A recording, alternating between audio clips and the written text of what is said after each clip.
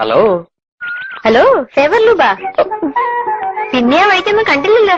തിരക്ക്, കടയിൽ എപ്പോഴും തിരക്കാണേ. സൗത്ത് ഇന്ത്യന്ന് മുഴുക്ക ആളുകൾ വരുന്നുണ്ടാവൂലോ, അപ്പൊ തിരക്കുണ്ടാവും. നടക്കാത്ത വാച്ചെന്തിനാ കൈ കെട്ടണേ? അതഴിച്ചു തന്നിട്ട് ദാ ഇത് കെട്ടിക്കോളൂ. സമയം അറിയില്ലല്ലേ പ്രധാനം. ഇതിലിപ്പോ സമയം കൃത്യ 5:45. അപ്പൊ ഇതിന്റെ സൂചി മുന്നോട്ട് നടക്കാൻ തുടങ്ങിയോ? കൊറേ പിന്നോട്ട് നടന്നപ്പോ അതിന് തോന്നി കാണും എന്നാ ഇനി കുറച്ച് മുന്നോട്ട് നടക്കാന്ന്.